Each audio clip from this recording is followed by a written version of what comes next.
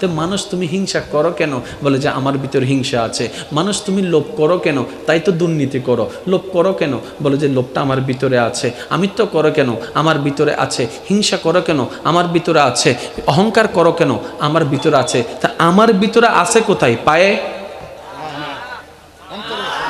আঙ্গুলে, চুলে? এবার বলেন হিংসা কোথায়? যেই হিংসার কারণে আপনি অশান্তি করছেন সেই হিংসার বাড়ি অন্তর।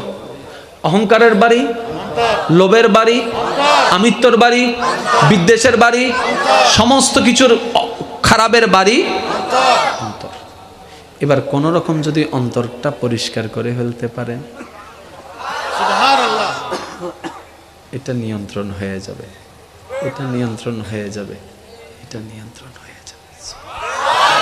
এবার টোটাল বিষয়টাকে আমি একদম আপনাদের যেন আলোচকের কাজ হচ্ছে শ্রোতাদেরকে বুঝাই দেওয়া। আমি বলে গেলাম, আপনারা শুনে গেলেন, কোনো কিছুই হলো না, এটা কাজ হবে না। আমলটা তো করতে হবে। তো এই আমলটা হয় কখন? এই আমলটা হয় যখন শেয়ারিটে যেরকম কানেকশনে মিলে ট্রান্সফার হয়, বক্তা এবং শ্রোতাদের দিলের কানেকশন যদি এক হয়, ট্রান্সফার হবে, এটা কাজ হয়ে যাবে। মনে রাখবেন ভাইয়া, মনোযোগ মনোযোগ। চুরি করা ভালো নাকি খারাপ? দুনিয়ার জন্য ভালো নাকি খারাপ? শান্তির কারণ না অশান্তির কারণ? তাহলে যতগুলো অশান্তির কারণ, অশান্তির একটা কারণ হচ্ছে চুরি।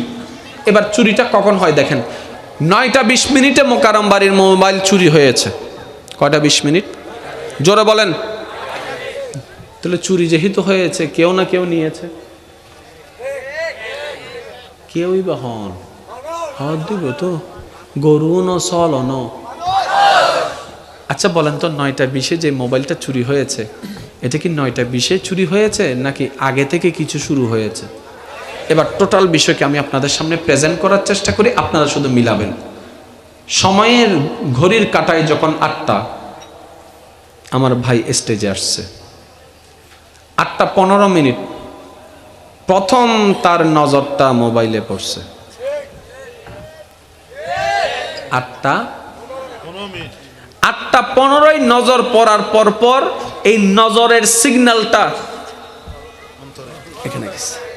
এখানে যাওয়ার পর এখন শুরু হয়ে গেছে, সুন্দর আছে তো, হাই ফেলে তো অর আশেপাশে এতগুলো মানুষ বসে আছে, আমরা কেউ কিছু জানি না, এটা মনে মনে হাই ফেলে তো সমস্যা নেই, ঠিক না? উজুর অত্যন্ত টিয়া আছে, হালি আর গোকিনি বুদরি আতঙ্কি আছে না, আয় হাই ই হন্ডা চলত দিয়া জোর হন না হন্ডা, হ্যাঁ মনত কলবত চলত দে। যখন এখান থেকে সেই পারমিশনটা পাস হয়ে যায়, সিগন্যালটা চলে যায় এখানে। এবার এই জায়গার জ্ঞান বাবু, ব্রেইন বাবু প্ল্যানিং করা শুরু করে, কখন খাবে, কেমনে খাবে, কোন পদ্ধতিতে খাবে। তখন ঘড়ির কাঁটায় 9টা, কয়টা? শুরু হয়েছিল 8টা, জোরে বলতে হবে 8টা 9টা যখন বাজে, ব্রেইন বাবু সিগন্যাল দিচ্ছে, যখন মোকারম বাড়ি চলে যাওয়ার টাইম হবে, সবার সাথে মোলাকাত করবে, তখনই আমি কাজটা করব। 9টা বাজে ফাইনাল। এবার সে অপেক্ষায় আছে, অপেক্ষায় আছে। কিসের অপেক্ষা? আমি যাওয়ার, আমি যখন যাওয়ার সময়টা আসলো 9টা 20, ও কিন্তু টাইম নির্ধারণ করে নাই, ও আমাকে নির্ধারণ করেছে। আমি যখন যাওয়ার সময় হলো, ভাইদের সাথে হাত মিলাচ্ছি, হঠাৎ করে 9টা 20, তখন আমি বললাম কি আমার মোবাইল কই? তাহলে 9টা 20-এ যেটা ঘটলো, শুরু হলো 8টা 15-য়। যদি 8টা 15-য় গলা চিপে ধরা যেত ওই ইচ্ছাটাকে, 9টা 20-এর চুরির অপবাদ আর আসতো না। এতটুকু কি বুঝতে পেরেছেন? এখন আপনারাই বলেন, জেনা জিনিসটা কি খারাপ না ভালো? আপনারা বলেন না।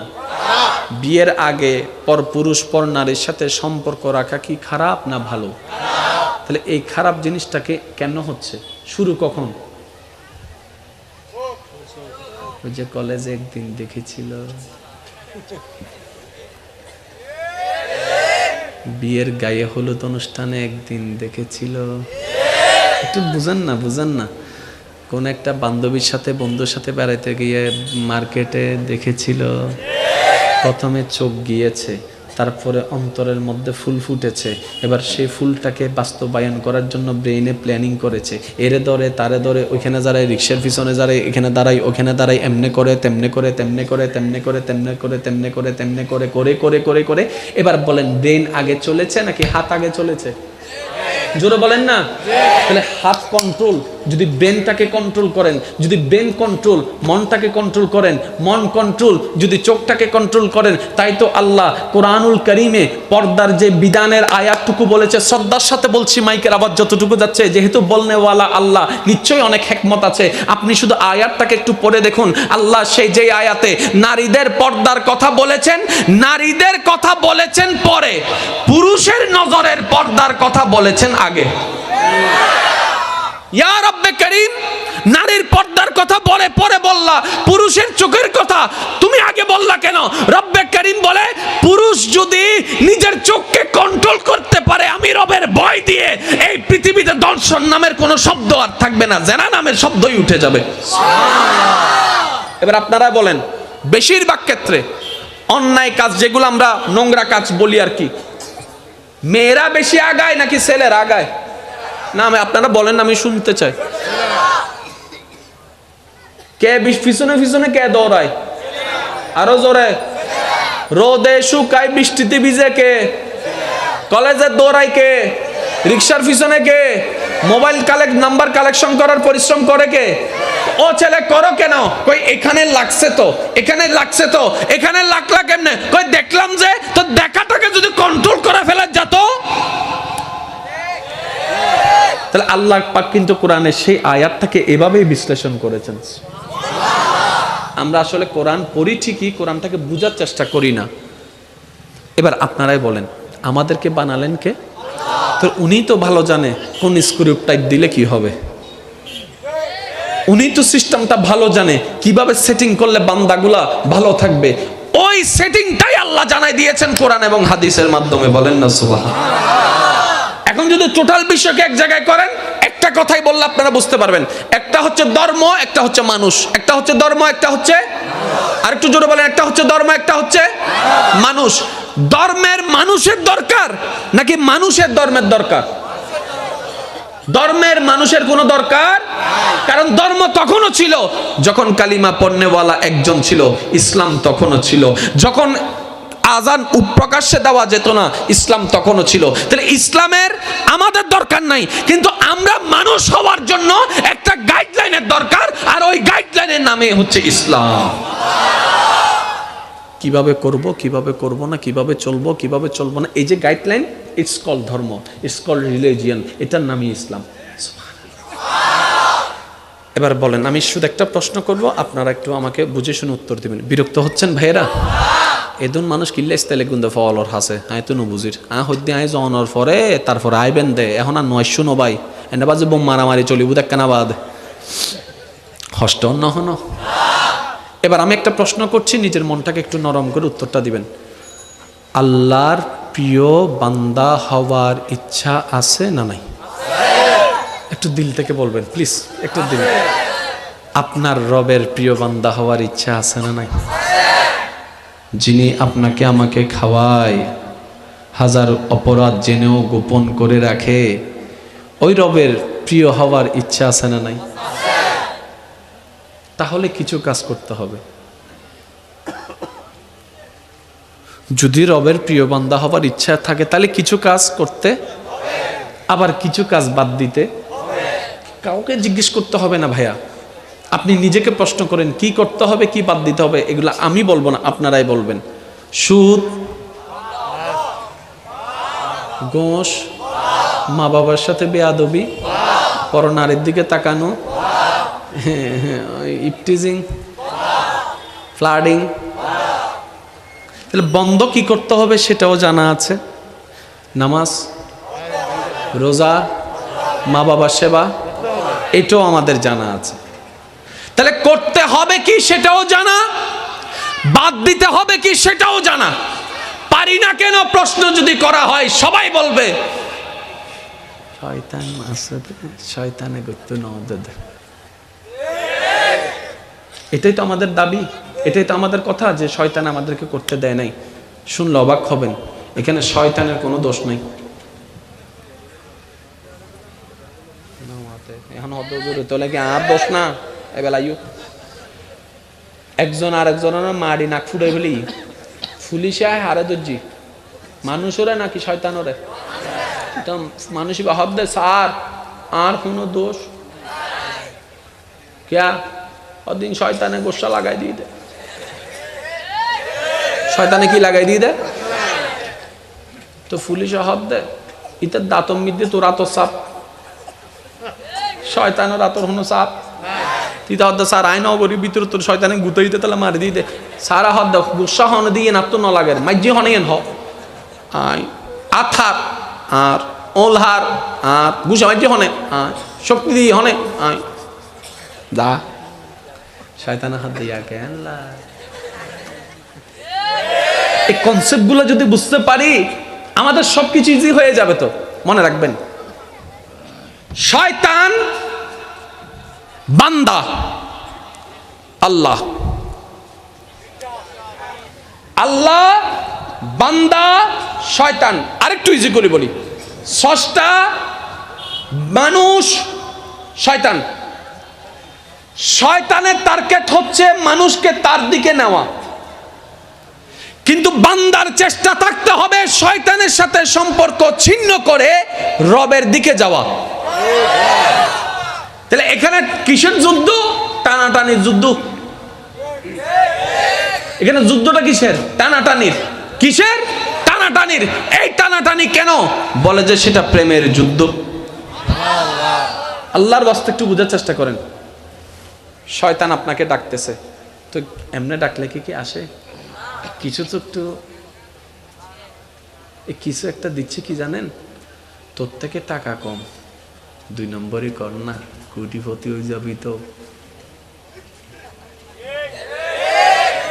আমার সবার বয়ফ্রেন্ড আছে, গার্লফ্রেন্ড আছে, তোমার একটাও নাই, এটা কোনো কথা হইছে? মানুষ তো তোমাকে বলবো যে তুমি একদম অকেজ হয়ে গেছো। এইরকম এই 2022 সালে এরকম প্রেম 5-6টা করলে কোনো ব্যাপার না, একটু করো না, রাইতে এটা তো সুন্দর করে কাটতে হবে। তো জোরে বলেন না। তুমি কি কোন অংশে কম? তোমার বাইকের কাছে তুমি হার মানবা কেন? 3-4টা টুসে মারে দিলে কি হচ্ছে? যে কত বড় বেয়াদব, তোমার সাথে বেয়াদবি করে। জোরে জোরে, আর একটু জোরে। বাপের জায়গা তোমার বোনকে দিবা কেন? তুমি ভাই আসো না? হ্যাঁ, তোমার ছেলে মেয়ে আছে তো, বোনের তো বোন পাবে তো স্বামীর বাড়ির থেকে, তোমাকে কেন দিতে হবে? হিসাব বুঝতেছেন? হিসাব বুঝতেছেন? তাহলে শয়তান আপনাকে কিছু প্রোডাক্ট দিচ্ছে, এবার আপনার ইচ্ছা নিবেন নাকি নিবেন না। যদি নেন তার দলে চলে যাচ্ছি, যদি বলেন যে না নিব না, মনে রাখবেন আপনি রহমানের দিকে হাঁটছেন। এবার আগে শয়তানের প্রোডাক্ট গুলাকে একটু সিলেক্ট করেন। হিংসা রহমানের না শয়তানের? আমি আপনাদের একটু মুখ থেকে শুনতে চাই, হিংসা রহমানের না শয়তানের? অহংকার রহমানের না শয়তানের? লোভ রহমানের না শয়তানের? বিদ্বেষ রহমানের না শয়তানের? গুতাগুতি রহমানের না শয়তানের? মাফ না করে প্রতিশোধ নেওয়া রহমানের না শয়তানের? মানুষের ক্ষতি করা রহমানের না শয়তানের? বেয়াদবি করা রহমানের না শয়তানের? এবার আপনি একটু লিস্ট করেন, এটা এটা এটা এটা সব শয়তানের। নিজেকে প্রশ্ন করেন আছে নাকি নাই, আছে নাকি নাই। যদি দেখেন আছে, আজকে থেকে বাদ দেওয়া শুরু করেন, কারণ আমাদেরকে বানিয়েছেন যিনি, আমরা ওনার কোনা রাখবো, শয়তানের কোনো কিছু রাখার দরকার। এবার আসেন, আমি শয়তানের প্রোডাক্ট যতগুলা বলেছি তার মধ্যে একটা বলেছি হিংসা। সিদ্দিক আকবরের ভিতর হিংসা দেখান তো। লোভ শয়তানের প্রোডাক্ট, দেখান তো ইমাম হোসেনের ভিতর লোভ। বেয়াদবি শয়তানের প্রোডাক্ট, দেখান তো ইমাম হযরত বাইজিদ বুস্তামির ভিতর বেয়াদবি। আর একটু জোরে জোরে বলেন না। অহংকার শয়তানের প্রোডাক্ট, দেখান তো মৌলা আলীর ভিতর কোনো অহংকার। মনে রাখবেন, আল্লাহর প্রিয় বান্দার নাম ভিন্ন, চেহারা ভিন্ন, চরিত্র সবার। আর একটু জোরে বলতে হবে, চরিত্র সবার, কোয়ালিটি সবার, ব্যবহার সবার এক। এবার আপনাকে শুধু একটা কোনো সমস্যা? হ্যাঁ, কোনো সমস্যা? আপনারা কি বিরক্ত হচ্ছেন? আচ্ছা, কেউ যদি আমাদের বাপকে গালি দেয়,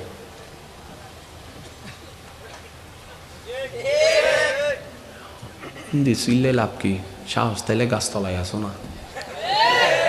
আর হতো না এই সিবেতাই সিবেত আচ্ছা নমাতে গা জ্যাঙ্গুরি সুপগুড়িতে কি মনে হতো না উচুর আরা তো আজই নতুন পয়দা ওই দিকে কিচ্ছু তো না জানি, কুজারা বেকিং করেনি হতে কিচ্ছু না জানি। আচ্ছা শুনেন, কারবালার পরে আপনারা জানেন ইমাম হুসাইনের একজন আওলাদ মদিনায় ফেরত আসেন, যার নাম হচ্ছে ইমাম জৈনুল আবেদিন, যার চোখের সামনে কারবালার সেই ভয়ানক হৃদয় বিদারক ট্রাজেডিটা হয়েছেন। ইমাম হুসাইনের সন্তান ইমাম জৈনুল আবেদিন সচক্ষে যে ঘটনা সাক্ষী। ওলামায়ে কেরামের জবানে আপনারা প্রায় সময় শুনেছেন, শুধু একটু স্মরণ করিয়ে দিচ্ছি। ইমাম জৈনুল আবেদিন কারবালার ঘটনার পর থেকে এন্তেকালের আগ পর্যন্ত কখনো অট্টহাসি হাসে নাই, কখনো কারো সাথে মন খুলে যে হাসা, এই হাসিটা উনি হাসতে পারে নাই। ওনার জীবনের বেশিরভাগ সময় অতিবাহিত হয়েছে চোখের পানি দিয়ে। সময়ের পরিক্রমায়, কালের বিবর্তনে এজিদ বাহিনীর পক্ষে যুদ্ধ করা, ইমাম হুসাইনের বিপক্ষে যুদ্ধ করা একজন সৈনিক জান বাঁচানোর চেষ্টায় নিজ দেশ থেকে পালিয়ে মদিনাতুল মুনাওয়ারা শরীফে চলে আসে। এবার যখন মানুষ বিদেশে যায়, যত পরে কোটিপতি হোক না কেন, সে কিন্তু গরিব থাকে, কারণ প্রবাসে সবাই গরিব। কথা বলেন না রে ভাই? নিজের দেশে না থাকলেও বাহাদুরি আছে, কিন্তু পরের দেশে কিন্তু যতই থাকুক বাহাদুরি সেকেন্ডের মধ্যে। যদি আপনার পাসপোর্ট হারা যায় আপনি শেষ, ডলার হারা যায় আপনি কিন্তু শেষ, কারণ ওইখানে কেউ নাই যে যার ঘরে গিয়ে আপনি একটু অবস্থান করবেন। ওই এজিদ বাহিনীর একজন সদস্য মদিনা পাকে নিজের জান বাঁচানোর জন্য যখন আত্মগোপন করতে চলে আসে, এবার থাকার জন্য তার ঘরের দরকার, খাবার জন্য কিছু খাবারের দরকার। কোথায় যাবে মুসাফির, কোথাও যাওয়ার কোনো ঠিকানা নাই। একটু মনের কানটা লাগাই শোনার চেষ্টা করবেন।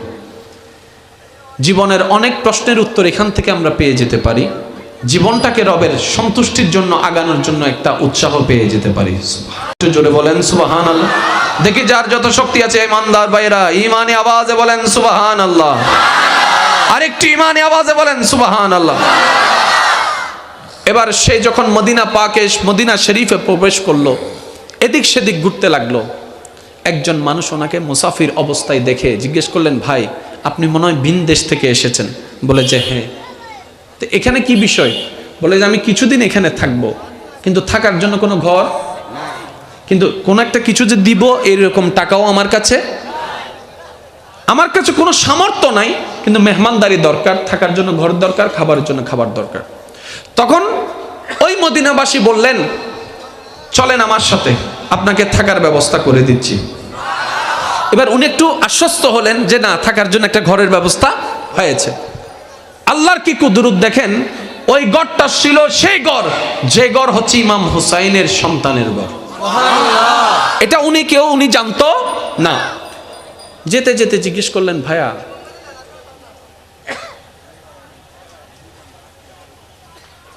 এবার যেতে যেতে উনি জিজ্ঞেস করলেন, ভাইয়া আমি কার ঘরে যাচ্ছি? বলে যে রসুলের আওলাদ ইমাম হুসাইনের ছেলের ঘরে। এই কথাটা শোনার সাথে সাথে চোরের মন, সে তো ইমাম হুসাইনের বিপক্ষে যুদ্ধ করেছিল। এবার মনের ভিতরে একটা ছটফটানো শুরু হয়েছে, আমি তো চিনতে পেরেছি উনি তো সেই জন যিনি কারবালায় ছিল, যদি আমাকে চিনে ফেলে তাহলে তো অবস্থা শেষ। জান বাঁচানোর ভয়ে চলে আসলাম, এখানেই জানটা চলে যাবে, মনের মধ্যেই কল্পনা। গেলেন ইমাম জৈনুল আবেদিন আলে রসুল, সুবহানাল্লাহ, ওনাকে সাদরে গ্রহণ করলেন, নিজে না খেয়ে ওনার মেহমানদারির ব্যবস্থা করলেন, নিজের জায়গাটা ওনার জন্য থাকার ব্যবস্থা করে দিলেন। এইভাবে মেহমানদারি করতে লাগলেন, যতটুকু ওনার পক্ষে সম্ভব মেহমানদারি করতে লাগলেন। এবার আপনারাই বলেন, মানুষ যতই খারাপ হোক না কেন, দিন শেষে কিন্তু গিলটি ফিল কাজ করে, অনুশোচনা কাজ করে, লজ্জাবোধ কাজ করে। যেমন রাগ যখন উঠে হাজার কিছু বলে ফেলি, রাগ যখন ঠান্ডা হয় তখন কিন্তু মনের ভিতরে একটা লজ্জা লাগে, না আসলে এভাবে বলাটা ঠিক হয় নাই, এভাবে করাটা ঠিক হয় নাই, একটা লজ্জাবোধ এটা হচ্ছে মনুষ্যত্ববোধ। বিরক্ত হচ্ছেন না তো আপনারা? যতই উনি মেহমানদারি পাচ্ছে, কেমন যেন ওনার গালের মধ্যে জুতার বাড়ি পড়ছে, এমনই অনুভব হচ্ছে।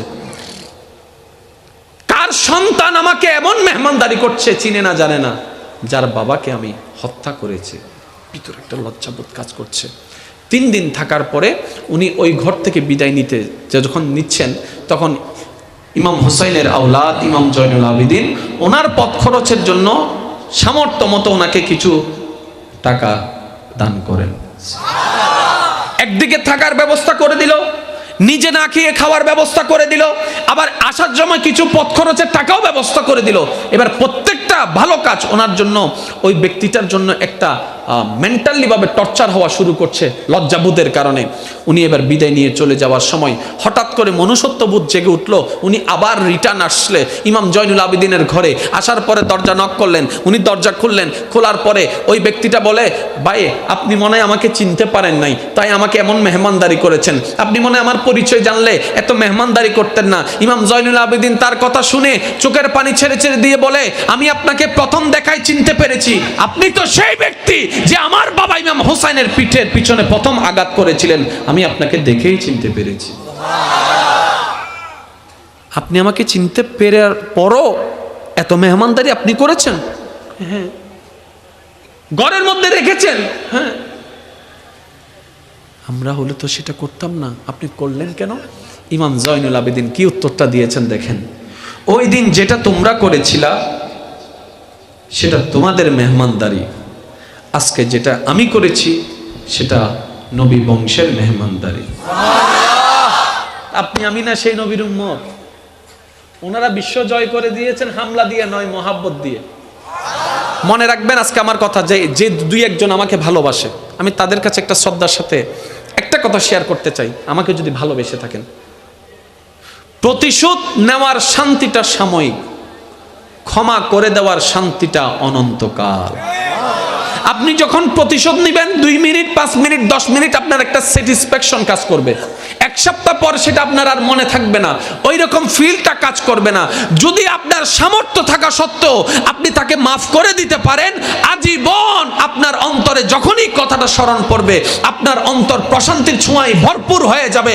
এমনও হতে পারে আপনি যখন আল্লাহর দিকে তাকিয়ে আল্লাহর বান্দাকে মাফ করে দিবেন, আল্লাহ হয়তো আপনার সারা জীবনের গুনাহ মাফ করে দিতে পারে। কনসেপ্টগুলো আমরা শিখি না, আমরা বুঝি না। আচ্ছা, চিল্লাইলে তো নিজের লস। প্রেশার তো আমারে না বাড়ে, প্রেশার ওষুধ তো আমারে না খাওয়া লাগে, তো তার উপর চিল্লাই তো লস আমারে না হচ্ছে। তা আমরা তো লস চাই না, আমরা না লাভে বিশ্বাসী, তাই তো 5 টাকার মাল 10 টাকায় বিক্রি করে দিচ্ছি, লাভে বিশ্বাসী। 1 কেজির মধ্যে একটু করে কমাই দিচ্ছি, লাভে বিশ্বাসী। তো এই লাভটা কেন বুঝলাম না? চিল্লাইলে তো আমারই লস, আওয়াজের মধ্যে করলে আমারই লস, ভয়েস ক্ষতি আমারই হচ্ছে, শব্দের ক্ষতি আমারই হচ্ছে, সময়ের ক্ষতি আমারই হচ্ছে, টেনশন করলে তার কথা নিয়ে সময় আমারটাই নষ্ট হচ্ছে, আমার জীবন থেকে সময় নষ্ট হচ্ছে, আমার প্রেশার বেড়ে যাচ্ছে, আমার ঘুম নষ্ট হয়ে যাচ্ছে, স্ট্রোক আমার করা লাগবে, তার তো করা লাগবে না, তাহলে নিজের ক্ষতি করছি কেন? মনে রাখবেন, ইসলামে যা হ্যাঁ বলেছে সেটা মানবের জন্য কল্যাণ, ইসলাম যেটাকে না বলেছে এটাই অকল্যাণ। ইসলাম যেটাকে না বলেছে শয়তান সেগুলোকে হ্যাঁ বলেছে। ইসলাম বলে যে অহংকার করিও না, শয়তান বলে অহংকার করো। ইসলাম বলে রাগ করিও না, শয়তান বলে রাগ করো। এবার আপনার আমার সিদ্ধান্ত, নিব কোনটা, ইসলামেরটা নাকি শয়তানেরটা? নেওয়া দরকার ইসলামেরটা, নিয়েছি শয়তানেরটা। দিন শেষে লস আমাদের, দুনিয়াতেও ক্ষতি, পরকালেও ক্ষতি। আর কত? সত্যি করে একটা কথা বলেন, আমি কারো পক্ষও বলি না, বিপক্ষও বলি না। আমি সবসময় আমার নফসের বিপক্ষে, আমি সবসময় আমার কলবের পক্ষে। আমি অযোগ্য, আমি গুনেহগার, আমি একদম নালায়েক। আপনাদেরকে বলার মাধ্যমে নিজেকে বলছি মূলত। একটু খেয়াল করবেন, আল্লাহর প্রিয় বান্দা হওয়ার ইচ্ছা সত্যি সত্যি ইনশাল্লাহ বলেন না, মন থেকে বলেন, কারণ মনের ডাকটা কিন্তু রবের কাছে তাড়াতাড়ি কবুল হয়ে যায়। I love you, I love you, I love you, I love you, I love you, I love you, I love you সারাদিন বললে কাম। আগে চোখে চোখ তো রাখেন, আওয়াজটাকে যত, কথাটা যত মধুর, আওয়াজটাকে সে মধুরে আনেন না। অনেকে বলি না নামাজ পড়ি কিন্তু শান্তি পাই না, নামাজ পড়ি মনোযোগ আসে না। আমি বললাম প্রেম করার সময় আশেপাশের কোনো খবর থাকে? গেম খেলার সময় আশেপাশে কোনো খবর থাকে? জোরে বলেন না। গেম খেলার সময় কে ডাকছে খবর থাকে? এমন এখানে অনেকে আছে গেম খেলতে বসলে তার মা যদি তার সামনে ওড়ো আইসো না, এই হন্ডে ডাহত, একজন হয়তো তোমার ডাহাত দেয় হতে। এবার জিনিসটা আমি আপনাদেরকে বুঝাই দিই। শুনে কোন জায়গা দিয়ে? শোনার জন্য কি দরকার? কানের দরকার। শোনার জন্য কি দরকার? অনেক সময় দেখবেন আপনার কোনো বন্ধু বান্ধব পরিচিত হুজুর আসছেন, হুজুর আসছেন, নারে তাকবীর দেন, নারে তাকবীর দেন, নারে তাকবীর, নারে রিসালাত, নারে গাছিয়া, আলে সুন্নাতুল জামাত, আলহামদুলিল্লাহ ফুরকান কান আইদারের মধ্যে জীবন হারি প্রধান অতিথির আগমন, শুভেচ্ছার স্বাগতম, প্রধান অতিথির আগমন। আল্লাহুম্মা সাল্লি আলা মাওলানা মুহাম্মদ ওয়া আলা আলি মাওলানা মুহাম্মদ। আল্লাহুম্মা সাল্লি আলা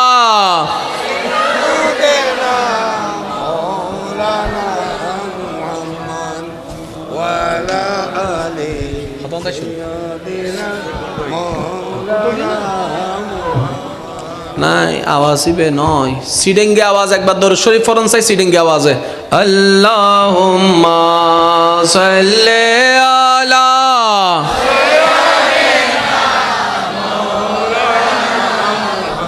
ওয়া আলা আলি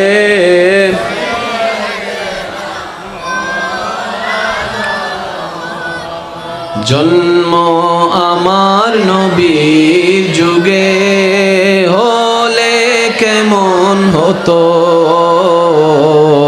জন্ম আমার নবীর যুগে হলে দুনয়নে রাসূল পাক দেখিলে কেমন হতো,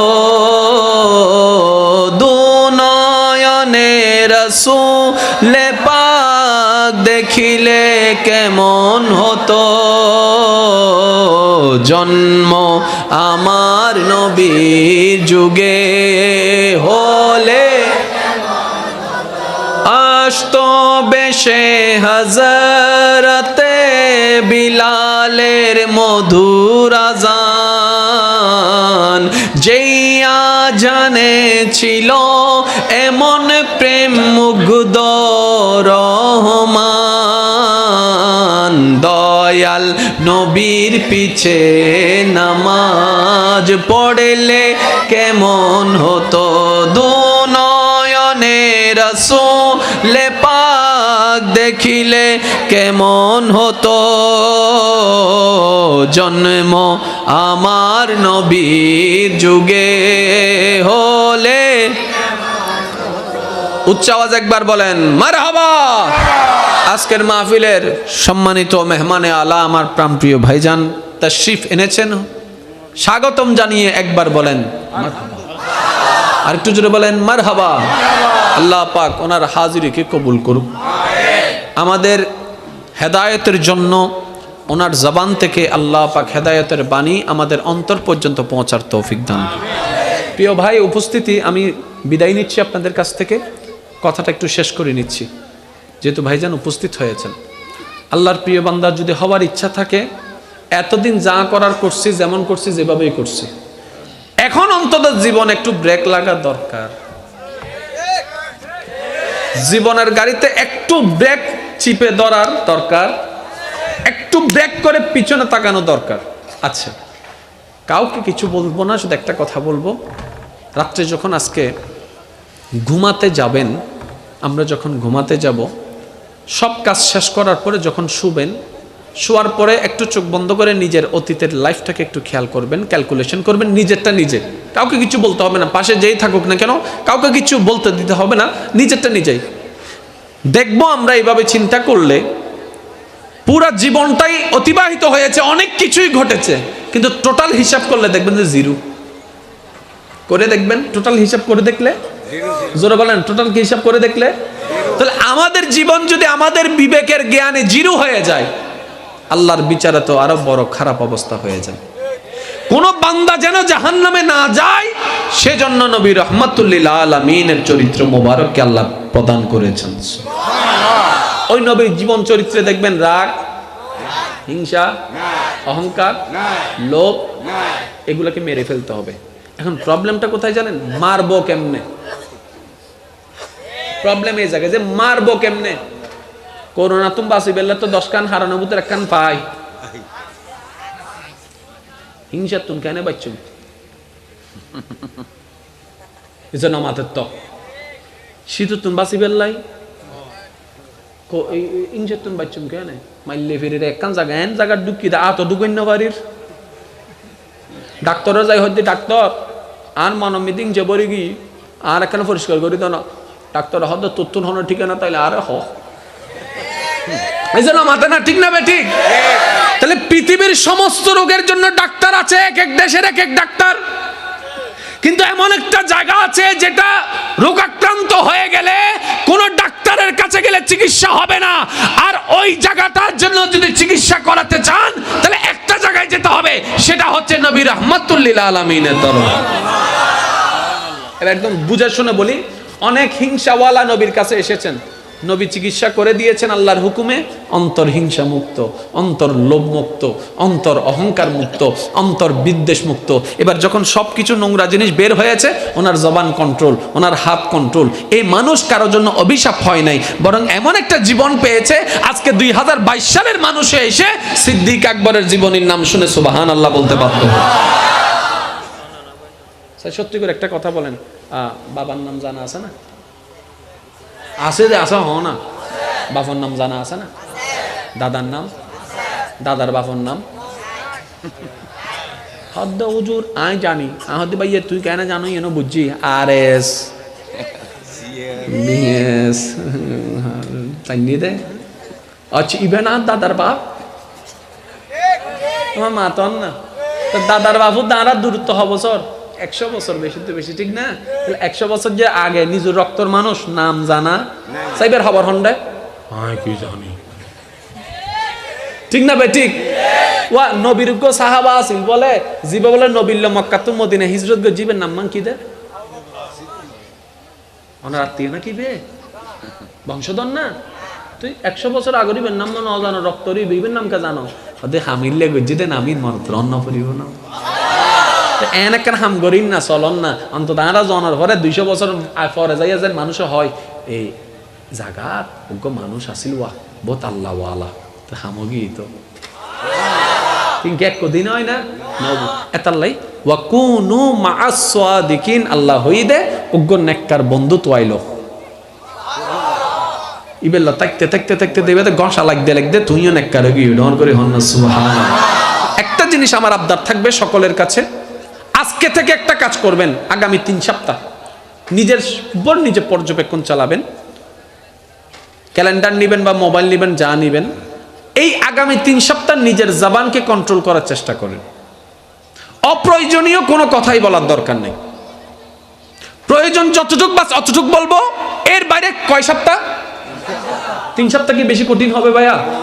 1 মাসও কিন্তু বলিনি, 3 সপ্তাহ। আপনি 3টা সপ্তাহ নিজের জবানকে একটু কন্ট্রোল করেন, দেখবেন অনেক সময় হবে কি মনে বলবে হসনো হসনো হসনো হসনো,